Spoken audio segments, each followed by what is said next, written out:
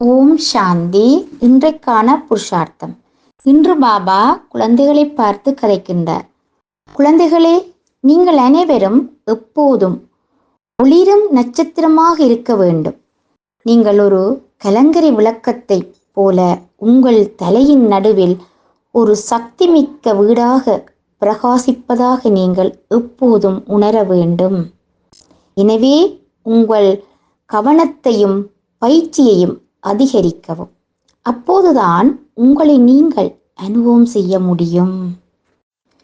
உங்களை இந்த உடலாக கருதுவதை நிறுத்திவிட்டு உங்களை ஒரு கலங்கரை விளக்கமாகவும் சக்தியாகவும் கருதும் போது நீங்கள் இதுவரை அனுபவித்திராத மகிழ்ச்சியையும் அமைதியையும் அனுபவிப்பீர்கள்.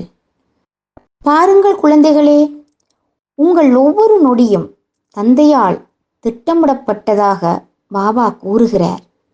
எனவே நீங்கள் சேவை செய்யும் போது யாராவது ஏதாவது தவறு செய்தாலோ அல்லது யாருக்காவது தீங்கு விளைவித்தாலோ பாபாவை உங்களுடன் வைத்து மிகவும் அன்பாக அவருக்கு விளக்கி சொல்லுங்கள். உங்கள் முயற்சிகளில் கவனம் செலுத்துங்கள்.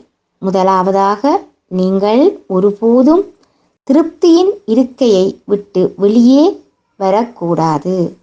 திருப்தியின் இருக்கையை விட்டு வெளியேறக்கூடாது. ஏனென்றால் பாபா உங்களுடன் இருக்கிறார். ஏனென்றால் உயர்ந்ததில் உயர்ந்த சர்வசக்திவான் அல்லவா. அவர் உங்களுடன் துணையாக இருக்கின்றார். மேலும் அவர் எல்லா நோய்களையும் வாழ்வாக மாற்றுவார்.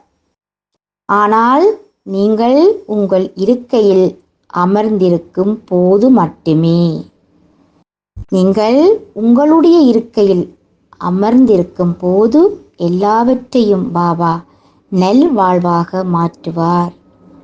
குழந்தைகளே, நீங்கள் சுற்றி செல்லும் போதும் எந்த வேலை செய்யும் போதும் உங்களை ஒளிரும் நட்சத்திரத்தை போன்று ஜொலித்து கொண்டே இருக்கின்றீர்கள் என்று அனுபவித்து கொண்டே இருக்க வேண்டும்.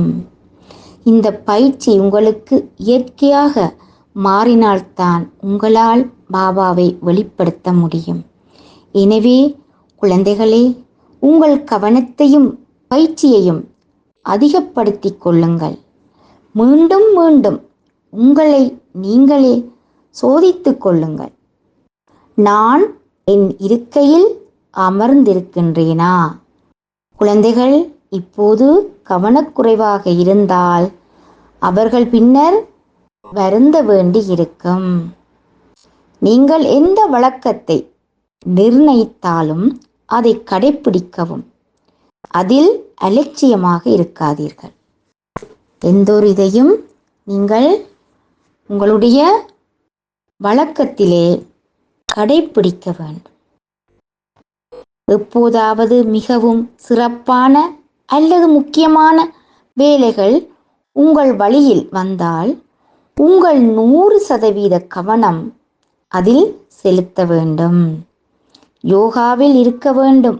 மேலும் தந்தையின் உயர்ந்த வழிகாட்டலான ஸ்ரீமத் படி அதை கருத்தில் கொண்டு அந்த வேலையை நீங்கள் மிகுந்த அன்புடன் செய்ய வேண்டும். ஆனால் அதே நேரத்தில் இது எனது யோகா நேரம் என்பதையும் நீங்கள் நினைவில் கொள்ள வேண்டும்.